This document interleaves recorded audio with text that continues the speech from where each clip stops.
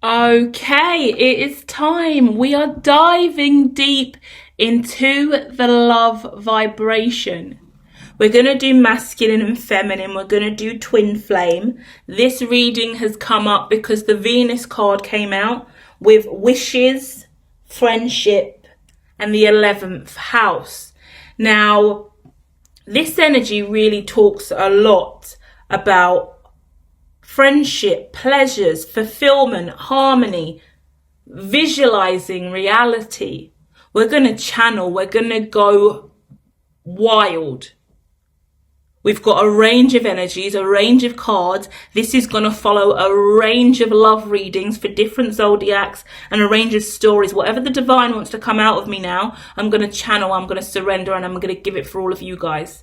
So if you're ready, let's all take a moment and dive in, because this is going to be interesting. I'm going to be looking at some people in relationships over the next week, some people who are single, some twin flames, some masculine, some feminine. There's going to be a load of things coming out based off this reading, because the energy is now ricocheting down. It's like a domino effect. When I start the first twin flame reading, so many other zodiacs come through, okay?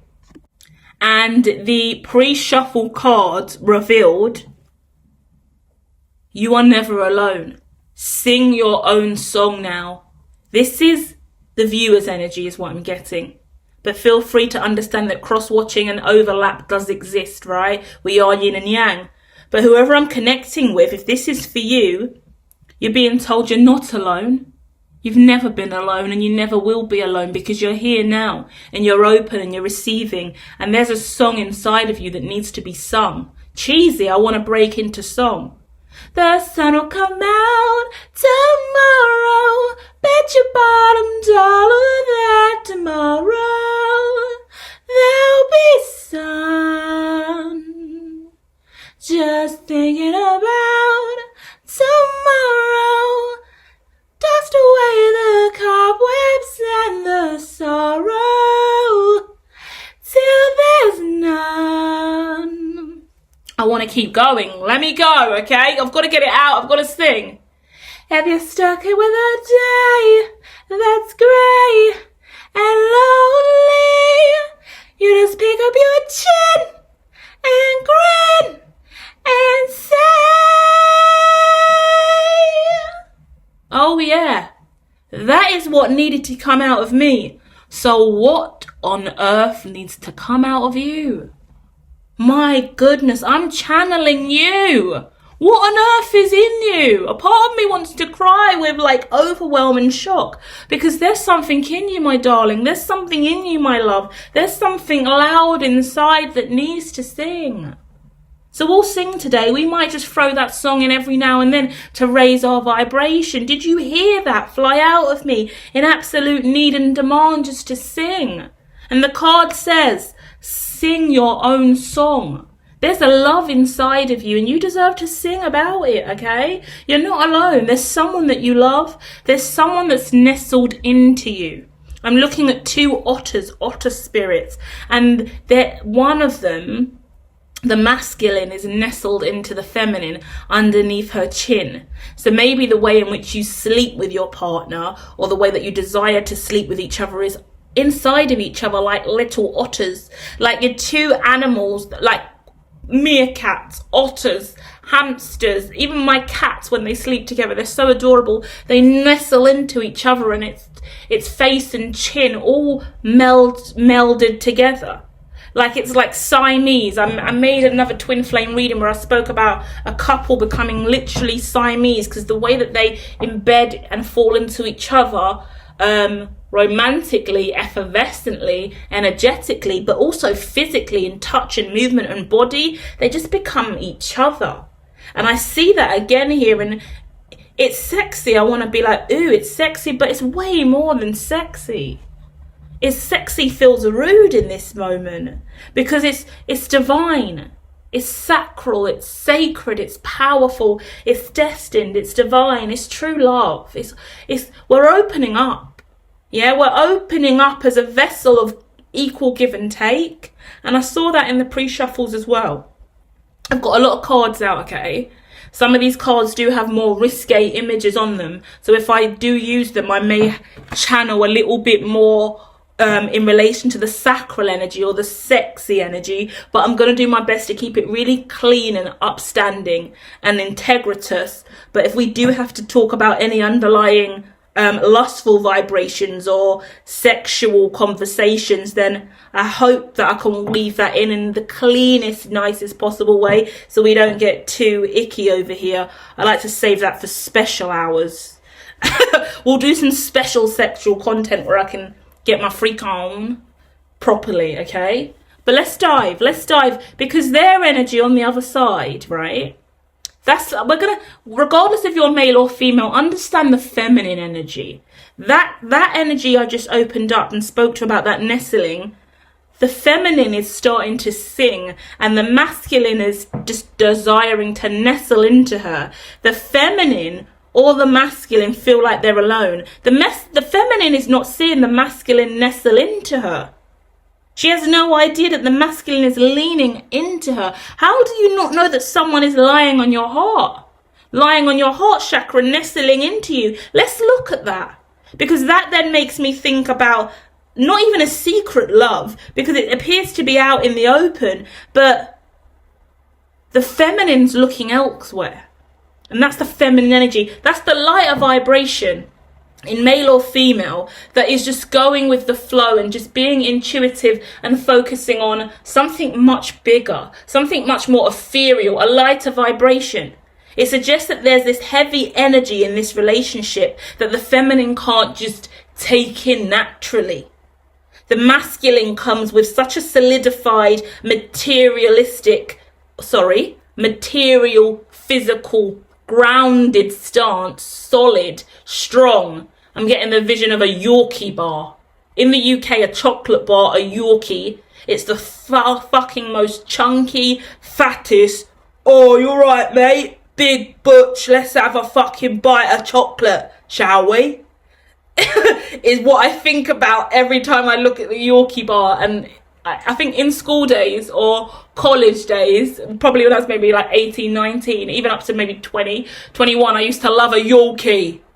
And it now I'm an adult, I'm like, how did I eat that? It's a big block of chocolate, nothing else to it, just a fucking slab of chocolate, mate. You want it?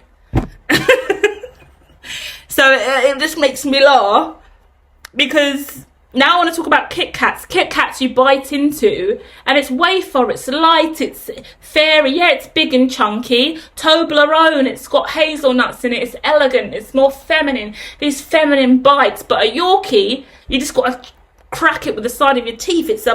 You can whack a Yorkie around someone's head and give them a concussion, really. You know, Yorkies are weapons. Let's say that. So this masculine is giving that energy. Maybe the masculine's big and butch, right? Maybe the masculine's really strong and let's have it. Maybe they're even Cockney, because now I want to do so many Cockney impressions and I'm getting all that. You're right, love. You're from Essex. All right, love. Oh, don't worry, geese. I want to go down to Faces and have a bevy. You know what I mean? Should we go warehouse for a little dance and that? Like, I'm really diving into someone's energy, and I'm gonna try and hold it together and not laugh and do too many impressions, but that's what I get. It's really butch, strong energy with this really light feminine who's just trying to focus on her destiny. And that's sexy to me, because it shows, although you are Siamese and signifying so much love and unity and togetherness at the heart, you're still really separate and independent. But that makes the feminine feel like she doesn't receive. The feminine in her mind hasn't received any love or reciprocation, whereas the masculine just continues to nestle into the love he has for the feminine. It's really beautiful. And actually it raises so many questions to me about love languages, because I've got goosebumps all over me. I'm shivering, like shaken up a little bit about this, because the feminine and masculine's love language seem to be really different. And it makes me worried about the feminine quite a lot, that she can't see the love that's in front of her. And I don't think the masculine's even caring enough to even look at the feminine and what she's going through. He just desires to be with her.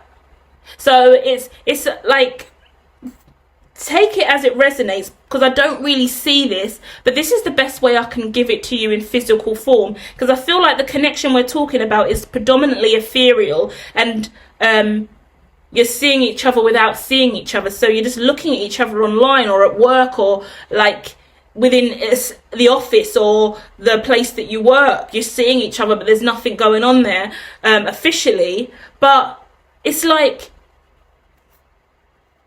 this masculine is always hugging this feminine. He's leaning into her in some way. And he's not looking at her or having a conversation with her about this love, but he doesn't leave her side. So it could be like a best friend. It could be someone that you work with, someone that you're paired with, that you have to do something with. Like, imagine you're working on a big project and you've just got to work with this person. Imagine you've got a best friend or someone in your class, like at university or something, and you sit next to each other all the time. Your assigned seats are next to each other, but you don't think anything else beyond that or other than that. But you're always together. There's something about the fact that you're always together. And the masculine is so nestled into the feminine. He's not leaving the feminine side, but the feminine's busy doing what the feminine does. And the feminine needs to sing more and be more confident. And her crown is beautiful. So normally I would say it's a crowning energy, but she's already been crowned. It's so beautiful because it's the feminine's getting more and more confident doing what she does. Ascending, right? Royal ascent is what I get, being in a really powerful ascension position. And there's a respect and appreciation for that, and that's playing out in a really interesting way for the feminine, and the feminine's destiny seems to be the most important thing here. The masculine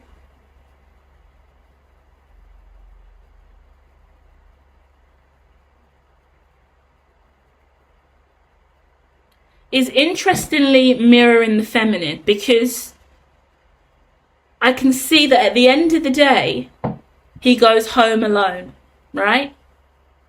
And at the end of the day, he slumps his shoulders and feels sad and defeated. And now I really look into the masculine energy specifically, it makes me sad. Because the masculine, although he presents as really playful, so I do get the energy at work and in whatever environment, whenever you're together, you don't even realise that you're together when you're together. But you are, and you're in each other's proximity, your energy is emerging, you're literally one for the hours that you're together. I can't even elaborate on what that means. Some of you that's physical, some of you that's astral, some of you that's energetically, some of you that's this kind of insurgence. We're going to dive in on that because I want to ground that in reality for you so it's clear. But for those of you who feel like you know who this is, you work with them, they're close, you're close to union with this person, you're spending all day with this masculine or feminine. When the masculine goes home, he's defeated and sad, he's played with you all day, and then he goes down home and shrugs his shoulders, feeling like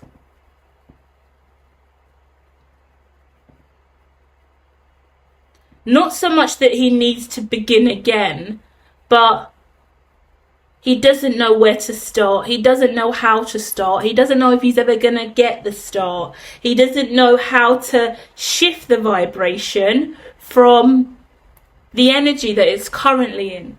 And he doesn't want to disturb you in all of your glory, feminine. Yeah? The feminine is winning. I'm going to channel. I can feel it loud inside of me. So we're going to let that come out when it's ready, right? But the feminine is so beautiful at this time. I'm emotional. When I look at the card, I feel charged emotionally. I look at the masculine's cards and the feminine cards, and I get drawn really intuitively, alchemically into the energy, and I get whisked away with loads of visions, and I'm covered in goosebumps, and I just feel the need to channel sometimes, right? So we're going to let this reading really take ownership of me today, and I hope it guides you to wherever you want to go. Hit the like, tap in that energy so we can use your vibration to really channel the truth to your heart today, right? And cleanse your chakras to get you some clarity on what you're going through and what needs to be known on both sides of this connection, okay? Bearing in mind loads of readings coming out over the next week are going to be linked to this story across zodiacs and across energies and different factors that are influencing this, like finance, money, family, career, home, environments, and whatever's destined for you guys. So make sure you click notify on all the other readings that are premiering, okay? The feminine is just so divine. I've never been in a reading where I feel so in love and so at peace and so reassured, because for me to look at the divine feminine and know the divine feminine is in absolute power is so rewarding. And that's what the masculine's giving off. The masculine has so much love for the divine feminine that he's just in awe and just nestled in, and he doesn't desire to speak or share or ruin the moment, because the moment is so glorious. And he's watching and he loves it, and he loves engaging and playing and being part of this world and these things that you're involved in. He's so beside you. He's so besotted with you. He's so in love, but he doesn't want to ruin your transcendence, your ascension. He doesn't want to intervene with your process of healing and divination and magic and oneness. And he knows that you're seen by so many others, so he wouldn't want to ruin that process for you and bring trigger and alarm. But that's a burden to him, because in the same breath that the masculine is in awe of the feminine,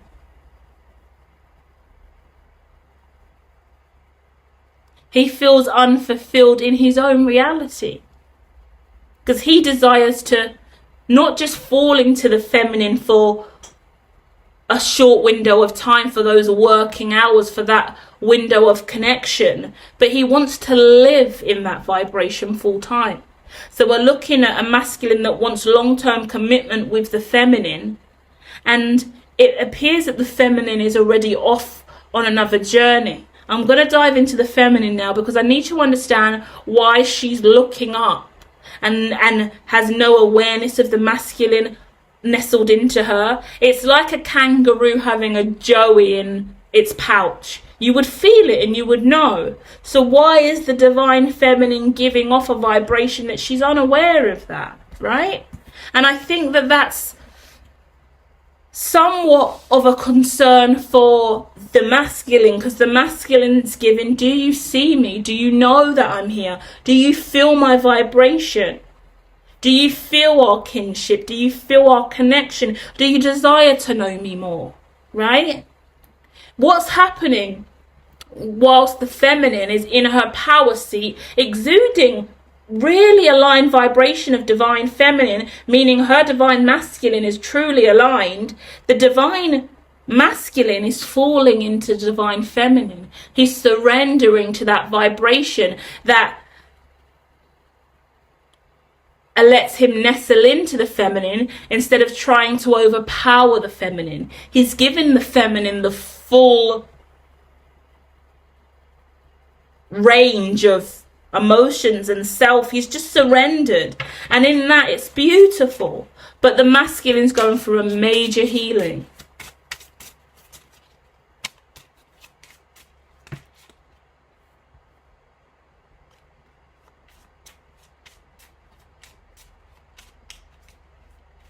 Both the masculine and feminine are closing their eyes, okay?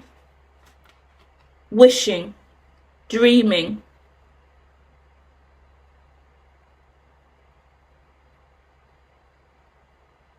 I want to give you my heart, but I don't know where to start.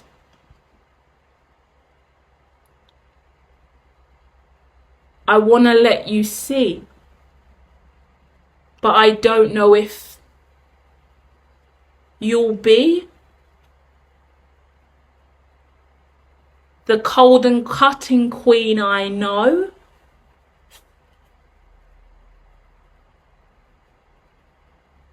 or the materialistic side you show. I want to surrender to you, feminine. I want to let you in. I want to tell you everything. I dream of you. I have visions of you. I see you as more than you know, more than I've ever said to you. I have dreams and desires and a life I desire to manifest with you. I understand that there has been a lot that's gone on around us, in our community, in our social groups, in our network, around our friendship group. A lot of the people we know, you know, I know, we're all connected. We're quite public and now in the open.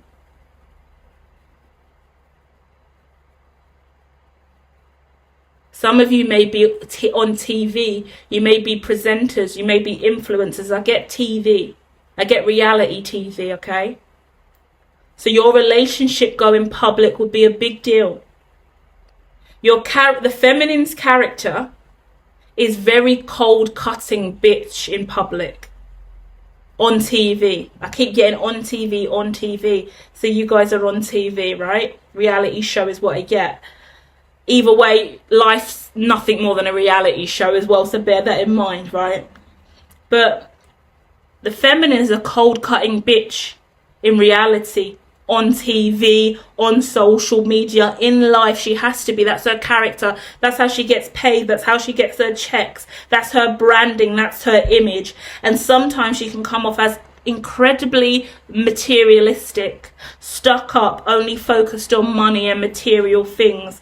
The masculine's fearful of that, because the masculine sees beyond that, and the masculine sees the heart. The masculine appears to be older than the feminine here, okay?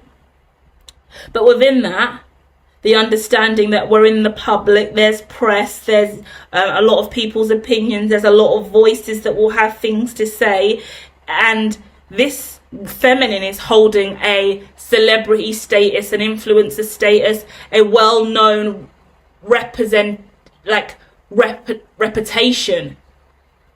where she has to come off a certain way. And that's why the masculine's pulled back, because he doesn't want to stop the feminine going for her destiny. I think he's had situations in the past dating other celebrities and influencers where he's blocked their blessings and their careers have fallen to the floor, their dreams and desires, their life goals, whatever, there's been issues. Yeah, I even see like moving in together publicly and then moving out, dating other people. Arguments have been all over social media. Things have been quite public in the feminine's life more than the masculine's, I think.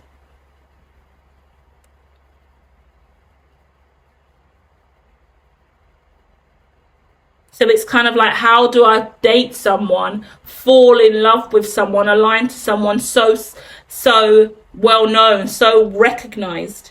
The masculine gives me energy where he doesn't feel seen.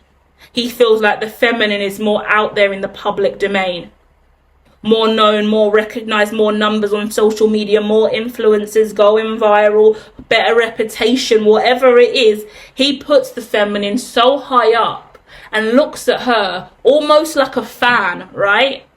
You're friends, you know each other, you're really, really close, but this person's a fan of you. Sounds cheesy, right? And it's not in a wrong way, I promise, because they're in the exact same line of work as you. They do exactly what you do. They've probably got the same numbers, branding and reputation as you. You're aligned, you're right, you're yin and yang. But for whatever reason, the masculine internally, because of the love and the way in which he sees you as the divine feminine, he immediately surrenders to you as, oh my gosh, my goddess, my holy grail, right? Which is so beautiful. But it needs to be looked at.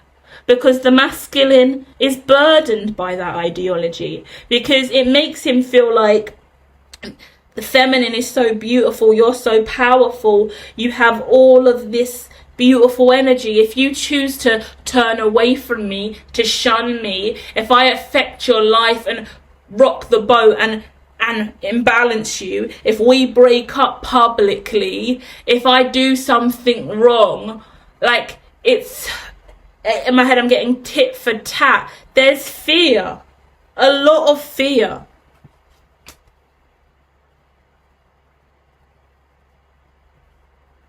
A lot of fear, because the masculine's saying, I want to go all the way with you. I've tried to go all the way before. Many times I've tried to go all the way before publicly, and I've failed. So even me making an offer to you to go all the way with you may result in you laughing at me and saying, no way. I look at this, right?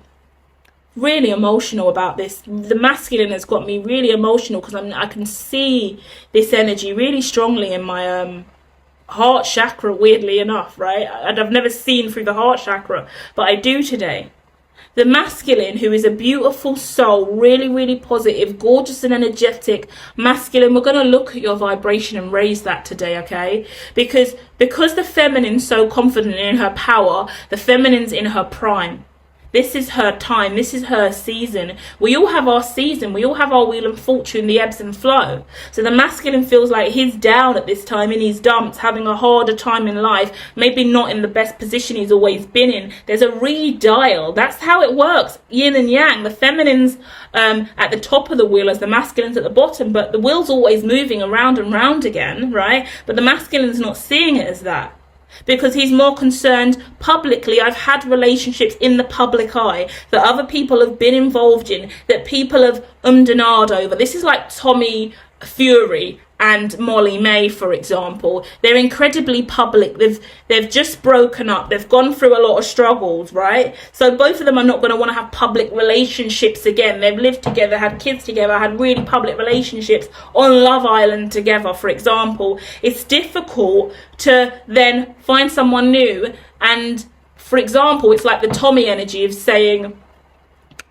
I want to be with you, I want to start a relationship with you, do you want to start dating me? But then the public's going to see, the rest of the world's going to know, and then we're going to have to go online, and then we're going to have to make a public statement, and then this is going to happen and that's going to happen, right? We work together right now, and it's just simple. You see me and I see you, and it's beautiful, it's glorious.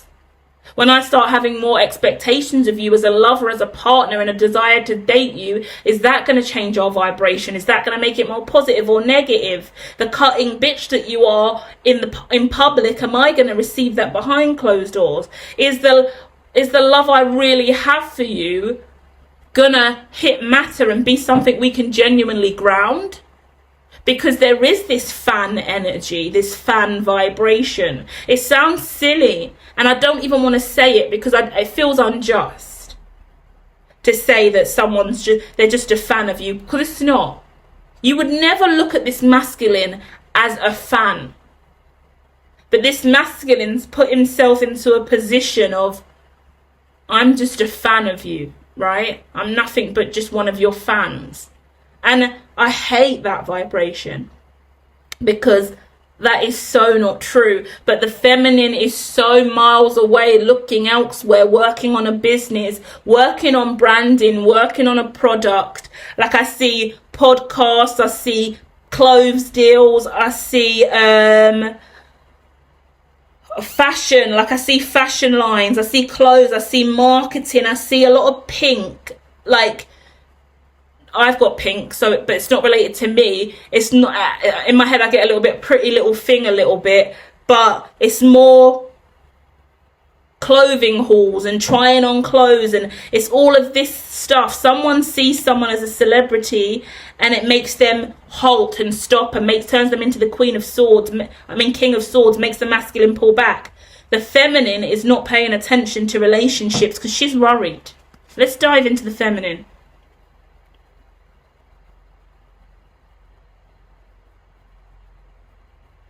She's tired of being seen as the sexual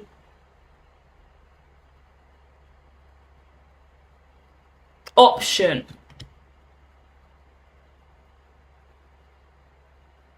The feminine saying, I'm tired of everything that I have that is just sex and desire and lust. I'm tired of being in connections where I'm always desiring to commit and I'm always giving more, but I'm losing in the end. I'm losing money.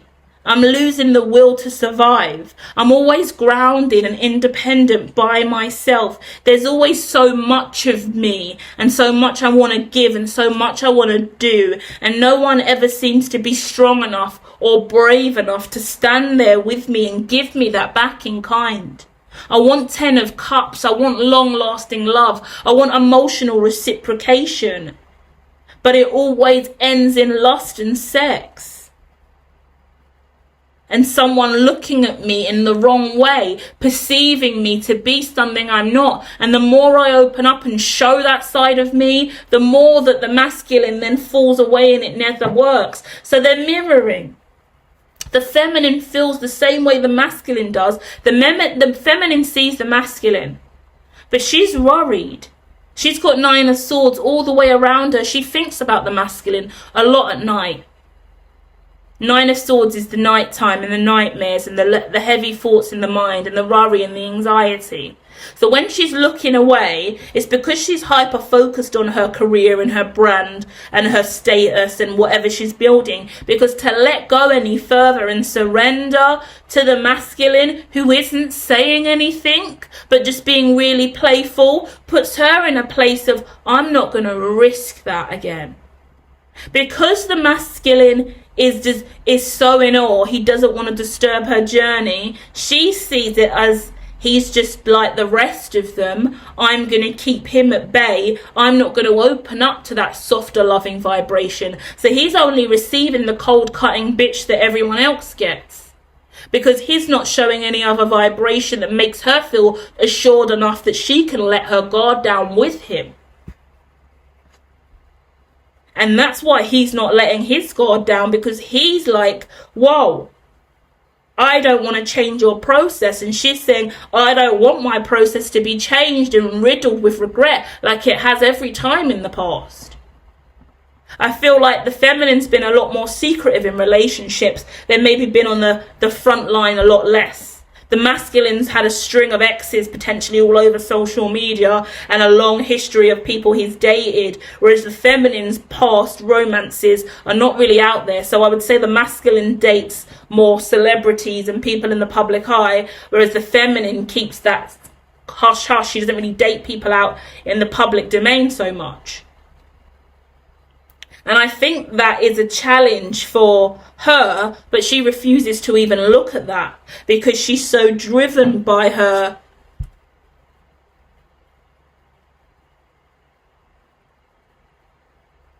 past, her past failures. She's rested quite a lot. So the feminine could have been single for quite a while, celibacy for quite a while, a lot of independence. She's pulled away from anyone she was dating. I don't see her on the dating scene at all. I don't see her giving to anyone. I don't even see her being confused about giving. You know, when you get to a position of power as a feminine and you're in the public space, I mean anyone, masculine too, you just realise that dating anyone just offline or anyone you meet, it's not worth it because you're actually in the public domain. You don't just go off and just date anyone when you're in a position like you are and you have money like you do, or you're building a career and a brand in the way in which you do. You're best off grounding yourself and just loving you and working on you, and that's what she's reliant and dependent on, because anything else would just be wasteful in her opinion.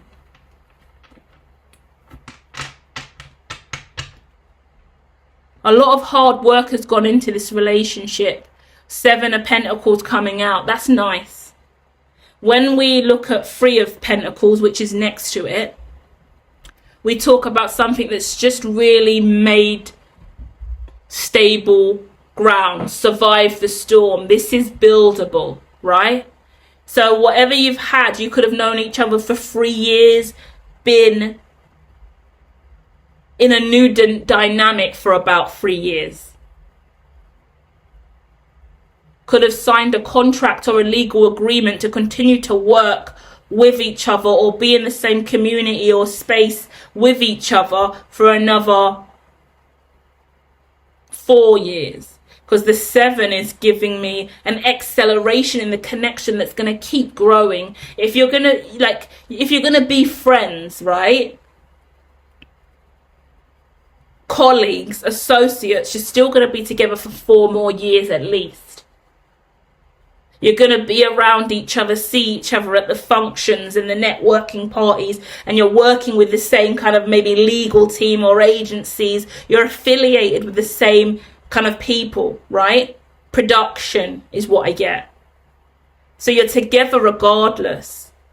You've made it through the 3 years in a stable friendship, and it looks like the ascension of that relationship is due. But it looks like conversations really need to be had here about how we make that a reality. And if that is something both parties want. The feminine and the masculine both want this, but they're choosing to hold. The masculine is holding back. He doesn't want to disturb the feminine's process. He doesn't want to meet the feminine in shadow. He doesn't want to upset and trigger the bitch in the feminine, the wounded feminine, the darker, sinister, go fuck yourself kind of feminine that she's learned to become because of the past hurt. And she, as the feminine, doesn't desire to receive anyone who isn't absolutely integritous, upfront, moral, zero bullshit is acceptable for the feminine. She's not going to take bullshit. She's not going to take shit lying down. And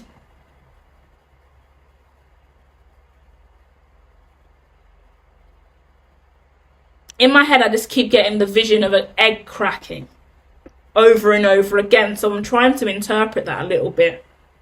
So, but I'll leave that with you, because to me it's mixed. It's when you crack an egg, you can either crack it perfectly and there's no shell in the bowl, or you fuck it up and there's shell in the bowl. Either way, it's not the end of the world, because we need to crack the egg to make something, right? Unless you don't eat eggs, and that's a whole nother conversation. But it's about the ideology of something hatching. Eventually that egg's gonna crack. Interesting ideology when I just came up with the fact that some people don't eat eggs, right? Listen, because that's the spectrum here of this connection. Do you receive?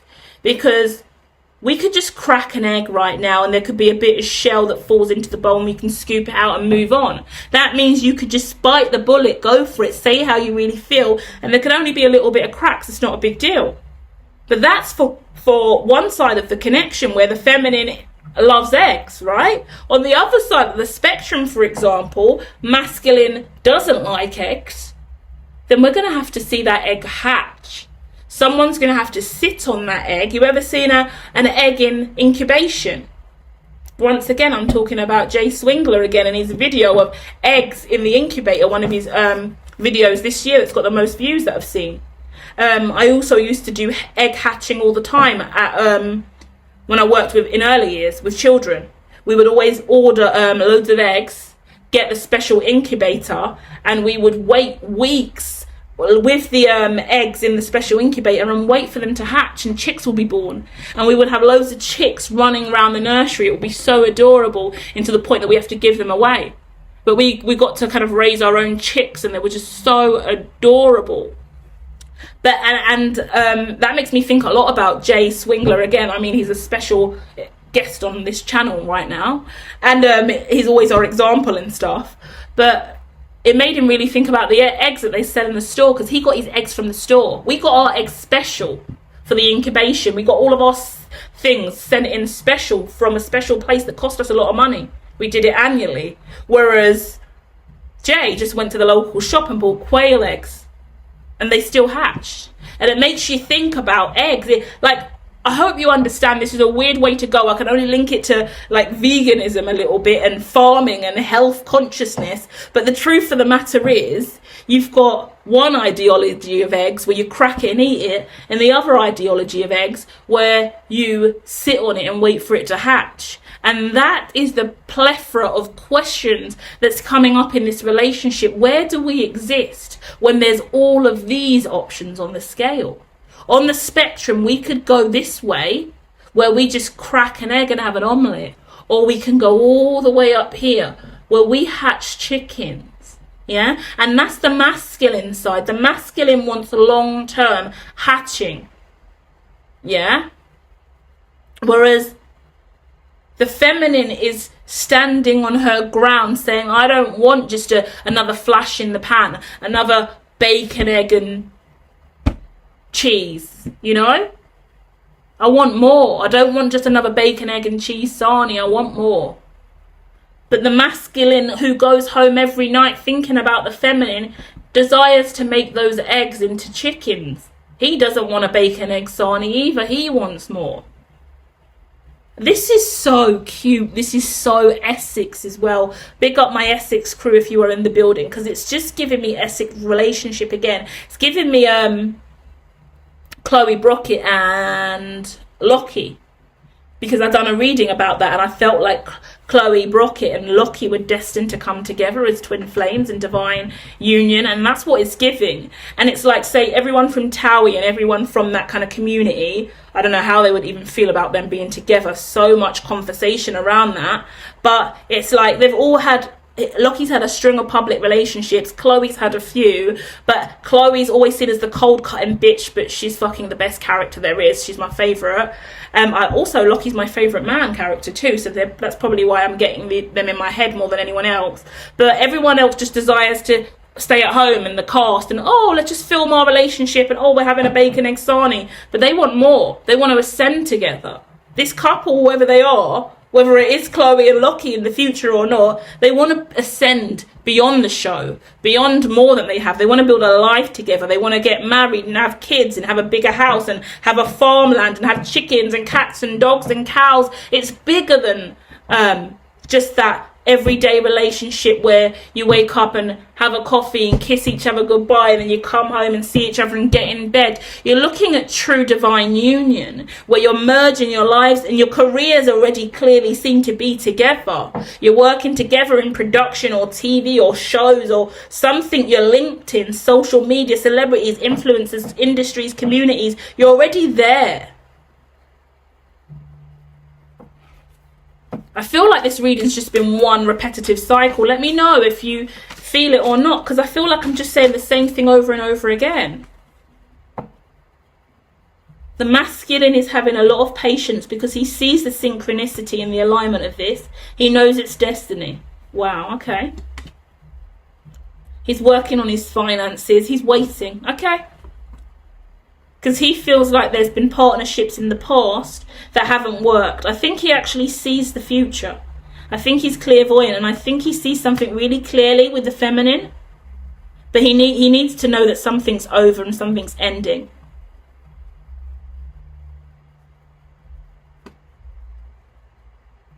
And the feminine has already written something in history, cemented something really powerful in regards to spirituality, religion, belief.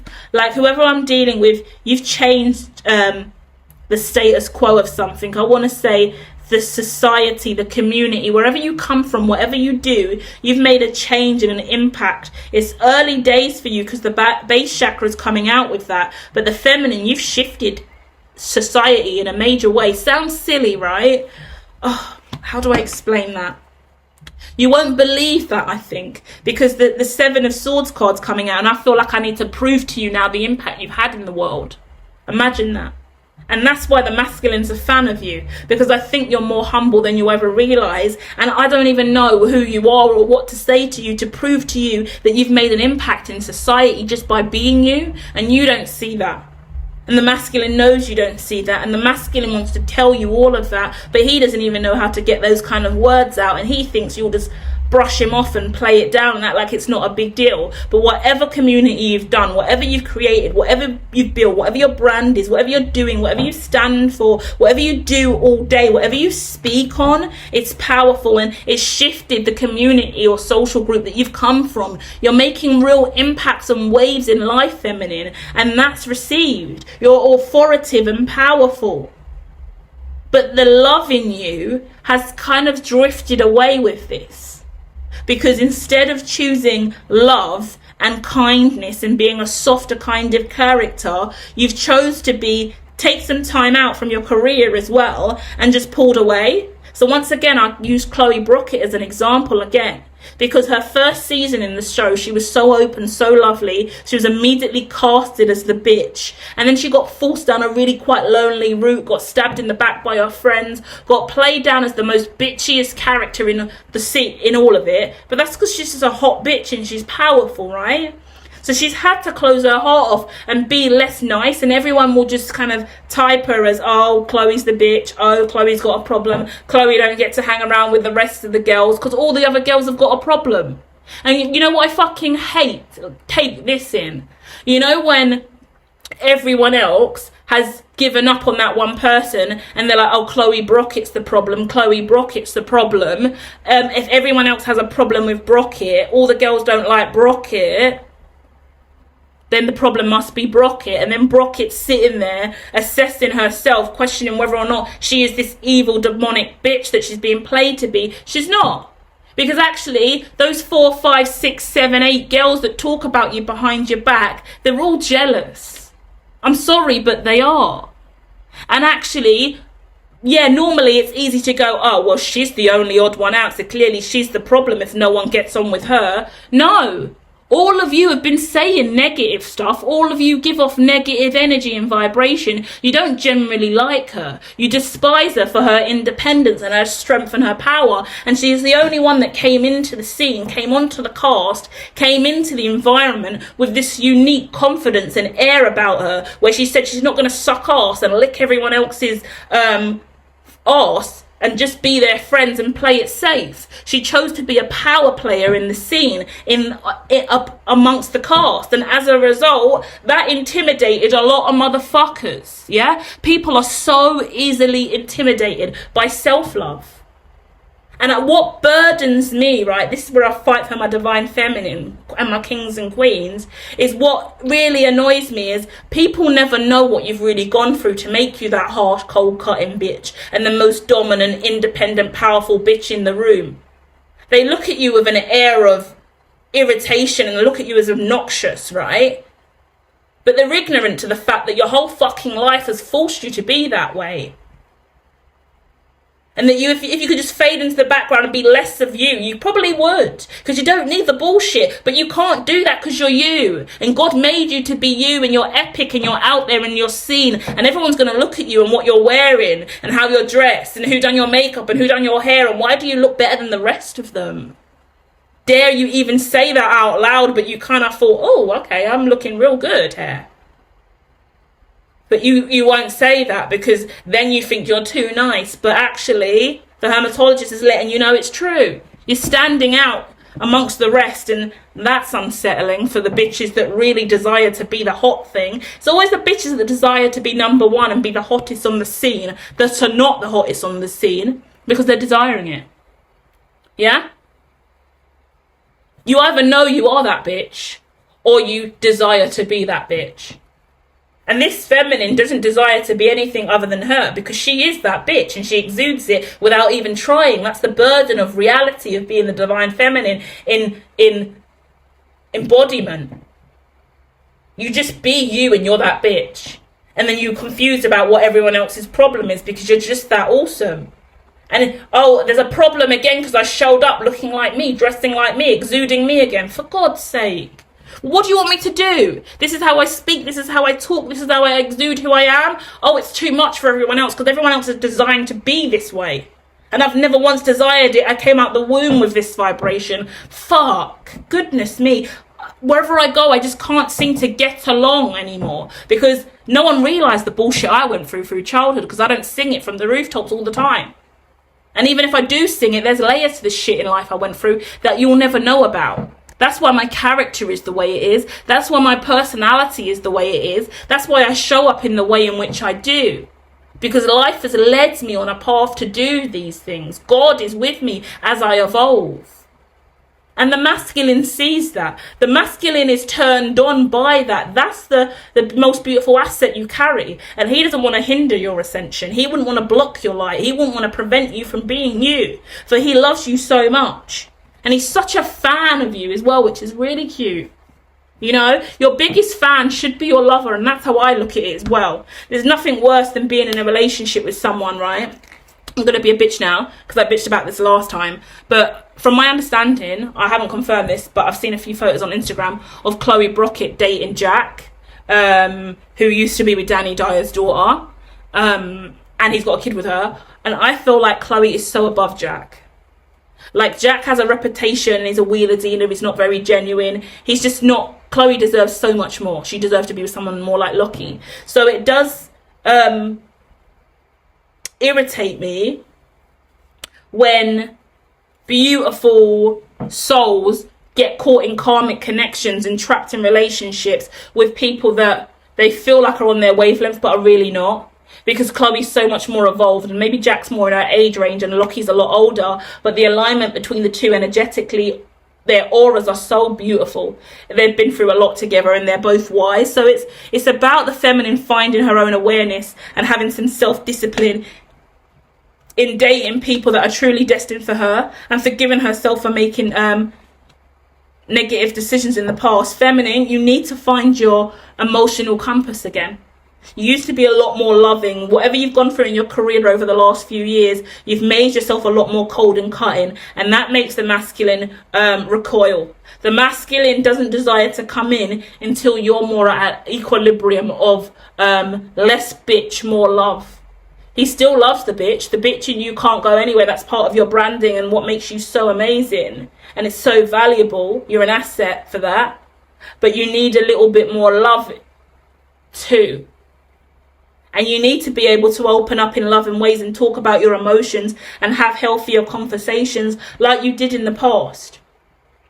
I feel like this person's known you from the past when you first started and came on the scene, and how the community and the evolution of the role has changed you. The evolution of the character that you need to play in this fucking matrix has shifted you in a direction that isn't truly where you wanted to go, right? But you have no choice because you got to protect yourself in this fucking cruel world, right? So let me dive in and see what is on the cards for you guys next. Any advice and final words? Anything that really needs to come out to sum up this reading? Okay, feminine. Feminine. Feminine, you're pissed off. Yeah? This is what's going on, right? You're sick of the sexual side of connections and the undressing and the intimacy and the way that men perceive women to be and the role that you have to always play, and you're fed up with not being loved correctly. And although you may not speak about it, that's what's oozing out of you, because it's always men desiring you in a very specific way and talking to you in a very specific way. Sometimes it's undermining, sometimes it's degrading, sometimes you're just a prop. Sometimes if you are dating someone now still, like in that, like, because I'm getting Chloe Brockett Jack situation in my head. If you're dating someone still, right, then the way in which they refer to you sexually, the way in which they talk about your body, the way in which they make you feel, and the way in which you have sex with them, if the sex isn't fulfilling and you're like, then you shouldn't be with them. Like, I'm embarrassed for me, because there's times when in my late 20s, mid 20s, where I'm intimate with someone, but it's like, why am I doing this? And I'm with them, we're in a relationship, but why am I like, if I'm going over a sexual experience with someone, that's a sign that I shouldn't be with them, right? But that's what happens in your early 20s and even in your late 20s, when no one's taught you otherwise, and you've learned unhealthy love languages and sexual habits from your upbringing and your environment and your friendship groups and your social circle. Because what people deem normal and okay you've just accepted, but you're not okay with it. So some of the sexual acts and the things that you do, you don't enjoy it. Yeah? Body weight, size, smell, intimacy, foreplay, it's just not doing it for you, right? Or it wasn't in the past, so you've just kind of pulled away. Because you have different standards. You want a specific kind of sex and intimacy. If you're not getting that, don't keep going down that route. That's why on hermatology.me or hermatology me, at the top of the page, the rainbow circle, I brought out all the readings on body parts. So I done the vagina conversation, the penis conversation, the booty conversation, the breast conversation, because it was important for me as an adulthood in early 30s to go, shit, I need to reflect on how I view my body and how I review sexual situations and experiences, because actually how I've been raised is off. Us as adults, anyone in beyond the age of 24, we need to relearn some shit, because we didn't get taught any of this in school or in our families. I came from a single parent home. My ideologies of sex, relationships, how I value myself and my body, it's inaccurate and it's embarrassing, and I'm not having great sexual experiences, and I always desired to be celibate instead of just diving into with it with anyone, because I need something that's more intellectual and stimulating emotionally, more fulfilling in relation to my spirit and soul and chakras, right? And I think that you're in that energy, feminine. I feel the same for masculine too. The masculine is giving a lot of unfulfillment energy. I feel like the masculine hasn't had sex in a while either. It's been celibate. And I feel like that we're looking at loggerheads between the masculine and feminine, yeah? Because the feminine said, I'm not taking any more bullshit. You wear your heart on your sleeve with me or you fuck off. And the masculine's here like, well, I don't know if you can handle all of my truths. It's easier for me to lie, because every time I've really owned me in a relationship and worn my heart on my sleeve, it hasn't gone down well. The masculine feels like women take advantage of him and his position and always play him off to be something he's not, tarnish his character, worsen his name, whilst also taking full advantage of him. Every time this masculine gives a feminine the seat, right, the feminine comes out glorious as the winner, the one that's done the right thing. Everyone sides with the feminine, right, because that's masculine relationship. So in regards to Lockie, again, we're using as an example from Towie, he dated Danny and he dated, what's her name? Yasmin. And both hot girls, both loved both of them when they were with Lockie, but both times they come out and Lockie looks like the arsehole again. And he was back and forth with it for Danny for ages. Now Danny's got a whole new man, a kid, she's way better off. And Yaz been back and forth with him for ages. And they went on X on the beach and all that kind of stuff as well, even more dramas. But like, he just got dragged. He just gets dragged, and men always kind of get dragged, and that's quite shameful, because he brought them into the show, really. He gave them a platform.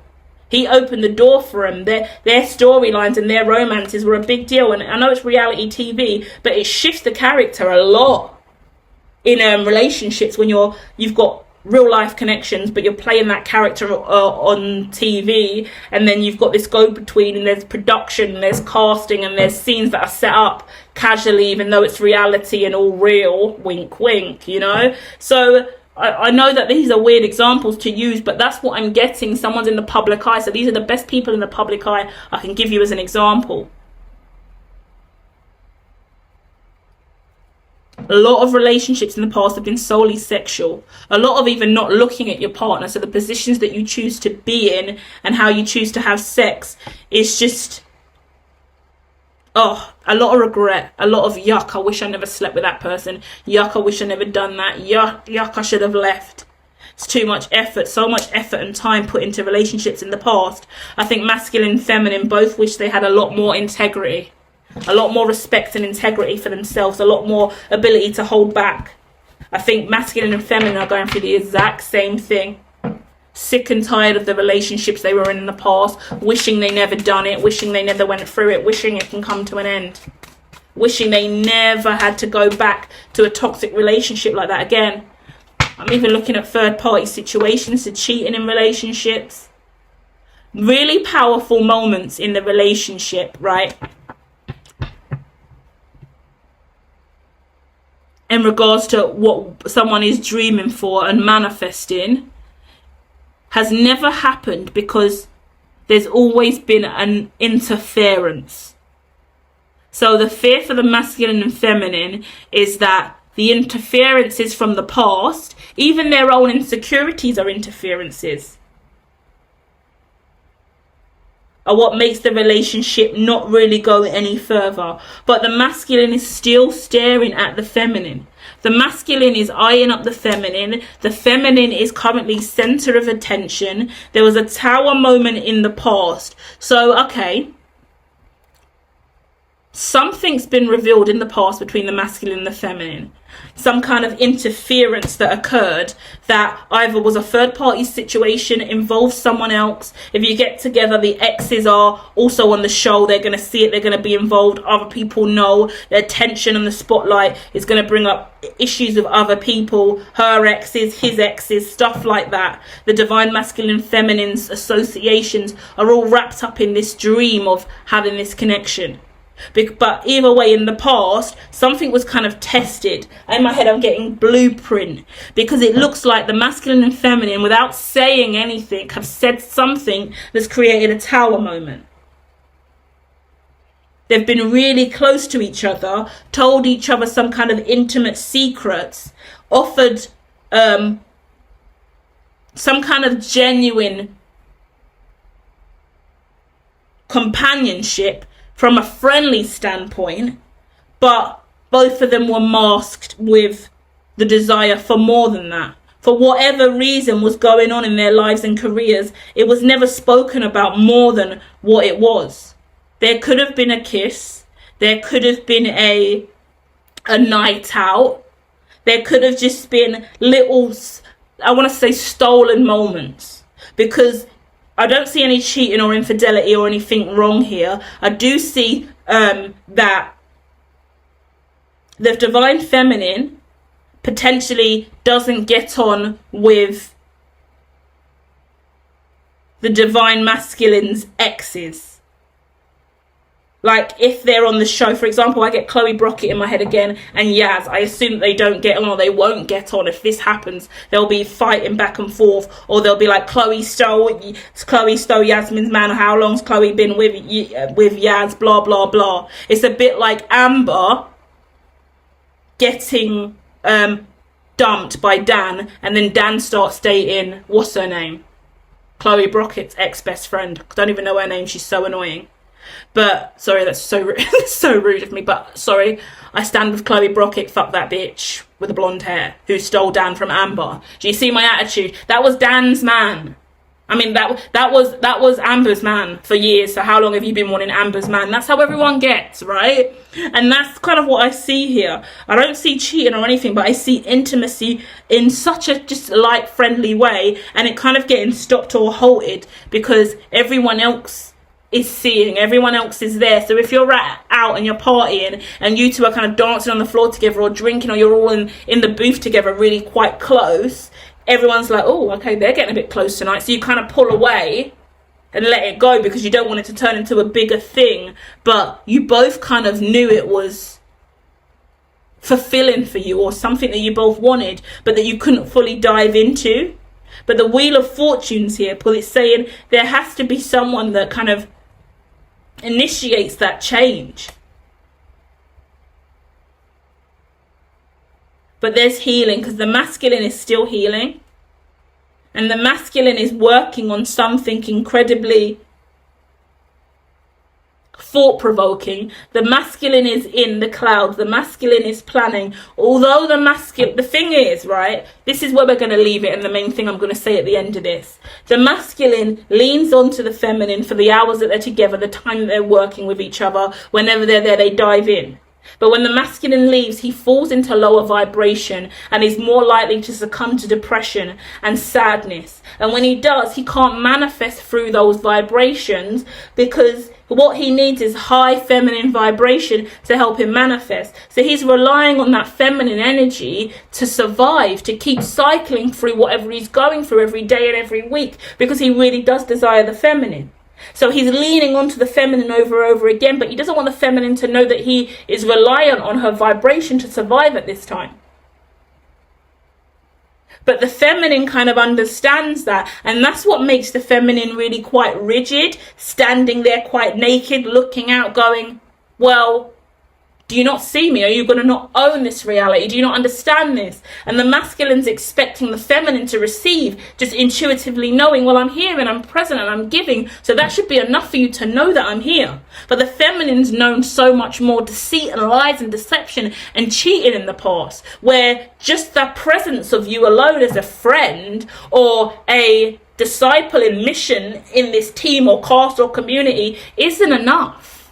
Because if your words are not aligning with your actions and there isn't a clear sight through communication, then there isn't nothing here. And that's the stubborn standing point that the feminine's taking, and she has to, because anything less will lead her back into a cycle of being cheated on and come back into a karmic cycle of defeat. She's leveling up to making sure whatever comes into her proximity and joins her wheel of fortune in tarot is destinedly aligned to her ascension. So it requires the masculine to ascend in relation to her new vibration. But the masculine needs to understand his vibration in relation to her and understand why he is in the lower vibration when away from her and when not giving to the connection. So there might be moments over the next year, over the next few weeks, for the rest of this year, where the masculine tries to give and then pull back, give and pull back, like playing a violin. The strings on the cord are going in and out and the sounds are screeching, because it's about trying to find that harmonious thread that is truly aligned to this. No one's giving up, no one's walking away, but no one's confessing anything or standing firm on union, because there's so much more that needs to be harmonized first. Because for once, this sounds like the smartest relationship that I've ever heard, because instead of diving into it for views and traction and the biggest story on the next season of the show, right? If this is Lockie and Chloe, for example, normally they're like, what do you want to do in the next season that airs? Is there anyone you're dating? Is there anyone you want to pitch to kind of be with or be in scenes with? How do you want it to work, right? This is reality show production, right? The secrets behind the scenes, right? But the truth of the matter is, both of them know that they would like to be on the show together in the future as one, in a relationship, without even actually having anything with each other. But at the end of the day, they're not going to tell production that, and they're not going to push that narrative forward, because the moment they do, it spirals and everyone gets dragged in to play a role and ruin the script and ruin the scenario. So the best thing for everyone now is to stay back and let it naturally harmonize. Let this relationship blossom and bloom on its own. But in that same breath, everyone's shifting. The characters are changing. The divine masculine is evolving, the divine feminine is evolving. And the divine feminine is evolving over and over again, to the point where the masculine feels quite defeated at the end of the day to see her evolution and feel not part of it, and constantly feel like he's taking a back seat, turning himself into a fan. That's how he's characterized this in his mind. I'm nothing but a fan for this feminine, who is a celebrity in my eyes. You know, makes me think about J-Lo as well, and the fact that she's just broken up from Ben Affleck. And J-Lo is more the celebrity and out there on the red carpet doing stuff. And when she got with Ben Affleck again, they've got married, got a 60 million house. Now they're going through a divorce again, after they broke up years ago. It's like, it was hard to see J-Lo on the red carpet, sexy and in her power, with Ben, who just looked pissed off and irritated to be in the limelight again. because Ben doesn't really enjoy that stuff like J-Lo does. And J-Lo's looking for her twin flame, her divine masculine, who's aligned to that journey, who can stand on the red carpet and be her other. J-Lo's had so many husbands now, yet she's powerful and she's strong, and she needs a man who can really coincide and align to her. So it's like maybe Ben Affleck felt like the fan in her reality. She dated A-Rod. She dated P. Diddy early on. She dated the father to her kids. I can't remember his name, Marcus, something like that. So it's quite hard to find the balance in relationships. And I think masculine and feminine, don't put so much pressure on yourselves to be perfect. Yeah? I'm not going to push for an answer in this situation. I'm just glad that today we came to some kind of deep inception of what is going on here. Yeah? I'll dive in with a few more cards just because my heart's saying so. So let me dive into my favourite deck that we didn't use and see if there's anything else that just wants to sum up this story for us today.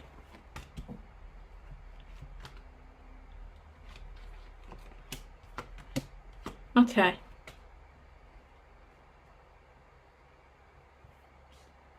Okay. Twin flames, divine masculine, divine feminine, okay? Please think about how much you want to tame this relationship. I'm being guided not to tell you how to do this, but I'm being guided to say there's a connection here where you both equally love and want to embrace each other. It is seen, it is understood, but you both feel like you're on the outsides from each other, even though you're friends, even though there's a connection with each other, even though you'll be working with each other every day. Some of you guys are on set for long hours with each other, talking to each other, friends, and that's got to be really painful to be working with each other all day, surrounded by the rest of the cast and crew, filming, doing everything you're doing, and you're just talking to each other casually, but inside you internalize how much you want to be with that person. It's harder on the masculine as well, because he sees your glory and he just wants to be there for you. He knows you're going through a lot as well at this time with this lifestyle that you've chosen, with your destiny. He sees you in destiny, divine feminine. So imagine you're going through arguments on set and you're arguing with other people and shit's getting really tense and difficult. And in reality, in the future, or if you were casted together in that season, he will be standing right by you and he would walk straight onto the scene on set and take over and be like, don't talk to her like that. Why are you getting involved? Back off, you mug. Like when you get all muggy on Only Way is Essex and someone is not meant to be in the scene, but they're like, fuck it, no, I'm not standing for that. Why? Don't talk to her like that. Like, you know, I'm a Towie nerd. I've watched every Towie since it came out, so I get it, right? But it's that situation. He can't step in and intervene because they're not in that place yet, and she's still ascending independently. And she's a lot younger and newer to the show, so it's going to take time. But both of them feel on the outside of where they would really like to be with each other.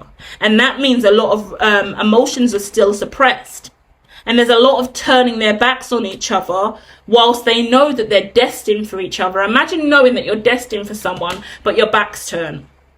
And you just act like you're not. That's hell. Let's be real, that's hell. You know? It's not what you want, but what can you do? What can you say when your heart's crying louder than your throat chakra? And you haven't got what it takes to dive into that throat chakra conversation yet, because there's so much more that you feel like you need to work on to be truly aligned. That's life, and that's power, right? That is so powerful. Just consider what I said and how much love and respect that you both have for each other then to do that. Because you could dive in and be ignorant and ruin the best thing that you're ever going to have in your life, but you say no. I'll rather hold off. And yeah, it burdens me to not love you openly and publicly in the way I want. And it hurts me to see you struggle and go through this on your own. And it hurts me every day I walk away from set and leave you, when I desire to leave with you. Like I want to pick you up in the morning. I want you to come back to mine at the end of the night. I want us to do scenes and shows together. I want it to be about you and me. I want you. But until you're through this place that you're at and you make that foundation and firm shift in your career that you told me that you want to make, and until I feel confident enough to try again after all the times that I've failed in the past with these public relationships, then I'm just going to wait and be a better version of me for you. And if that means denying you, ignoring you, and acting like this isn't a thing, then that's what I have to do. And that's what the feminine does. The feminine just avoids any association and pushes through with unhealthy levels of independence, because the desire to surrender to even any lighter vibrations of this union at this time is just too... I don't know what the word is. What word is that? It's just too much. Because she's still healing. But she's healing in a very public, transmutive way, right? Because sometimes when things have happened publicly, they have to play out publicly, right? Stories have to shift. Characters and relationships and friendships need to change, yeah? Justice needs to be served publicly first. And that makes the masculine cold and withdrawn, wrapped in regret and upset over a lot of this. And often it's about the masculine making a choice and deciding when to make a move. But truthfully,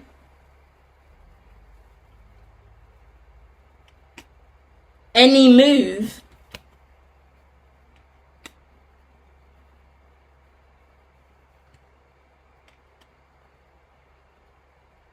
is going to result in the same outcome.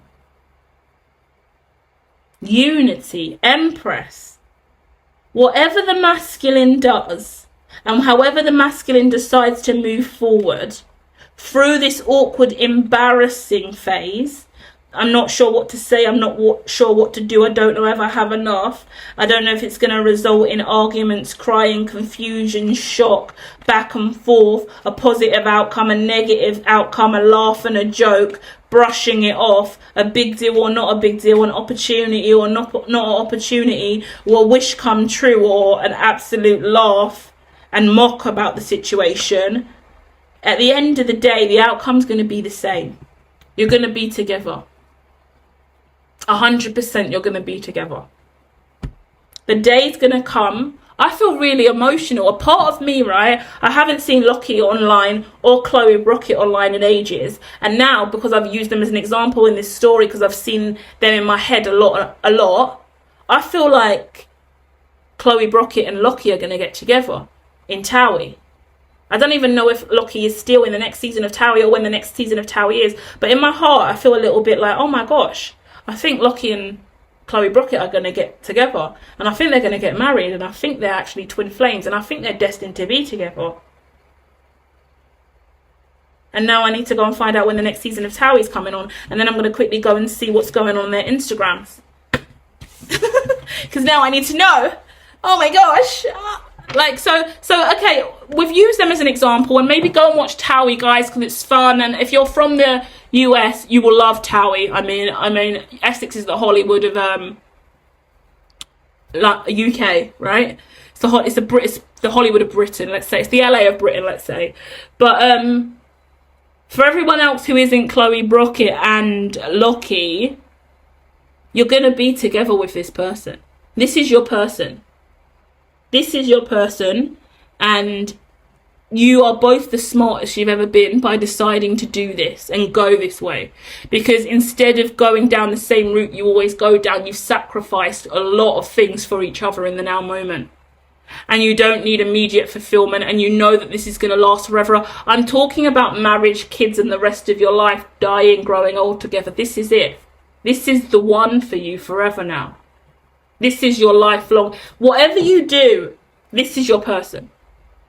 And I say that because Yeah, you could rush in now, you could rush in tomorrow, you can rush in next week, and you can say what you want. It will still work out fine. But it's the fact that you're so cautious. It's the fact that you're taking these calculated risks. It's the fact that you decide to understand the insides and outs of each other in the way in which you do, and that the feminine is really on the line. Like, the feminine lays down the whip, and the feminine puts the borderline down and sets the firm foundation of all of this, and the masculine is just understanding where on earth he enters and leaves, and when he does enter and leave, and how it's all going to play out in time. And it's not even something that needs to be manifested, it's destined. It's destined and it's fate. And the fact that the masculine is giving so much homage and respect to the feminine, and choosing to let her evolve and watch her on set or in scene, or evolve as a cast member and have her independence, because he's had his time to shine. Lockie's been on like Towie for years and years and years, had multiple relationships. Chloe Brockett's new to the scene and a lot younger than him as well. I would never have pegged them to be together, but they are two my favourite too.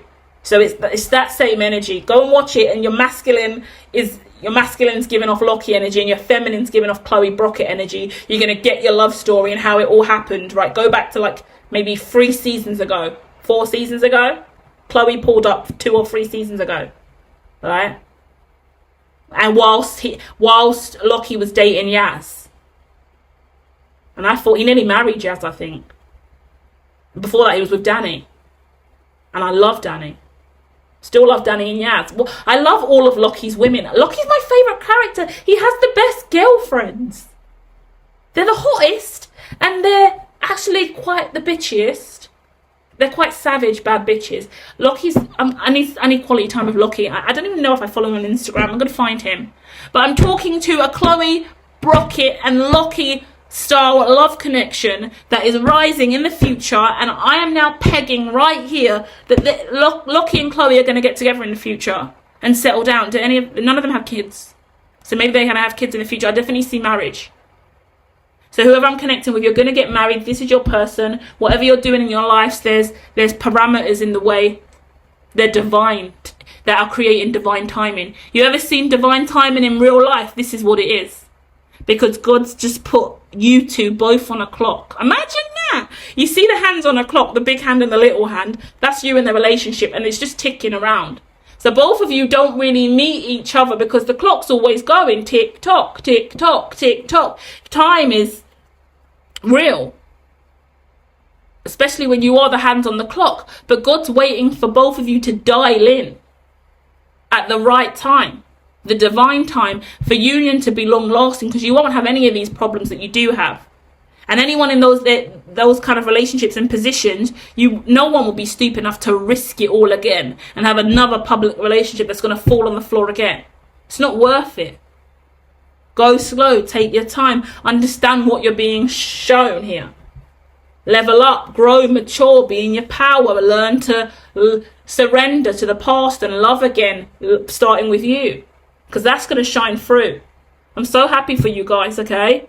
Stay positive. It was really nice to do your reading. And remember what I said, the readings that are coming on this channel over the next week are diving into so many different aspects of this. So we might make it into finance, career, life, family influences, career influences, money influences, whatever influences come up in the cards, we'll dive in and start looking at how can we heal these connections, how can we make sure the divine masculine and feminine and the twin flame union is really trekking the path towards oneness, one and the same, unity, healing, togetherness, by just really moving out anything out of the way that is acting as a negative influence or indicator, something debilitating in the way of this union. Yeah, awesome, love it, beautiful energy. Enjoy that, guys, and really be proud of yourself. Be proud in the time that you have by yourself as well. Loneliness is not really loneliness if you can internalize and understand what it means just to be happy, to be alone, at peace and at one. When you know that you're destined for this and your relationship's there and your husband or wife, your future's right in front of you. So be happy with that. When you go to sleep at night and you surrender the day, have this heart of gratitude. Like, wow, how mature am I? How powerful is that? Like, especially for the masculine, because masculine, you really struggle, right? I feel like your love language must be physical touch, because that lack of physical touch is really what burdens you in the evenings, right? I feel like it's every moment you have to walk away and you say bye, see you tomorrow, or like you end the day and you have to look at her as you leave, and that's really hard. And that's just confirmation that you are deeply in love, and that's so gorgeous. And she would never even know that that's how you feel when you walk away, you know. Beautiful. I'll be back soon with more, guys. Okay, take care, stay positive, you're doing great.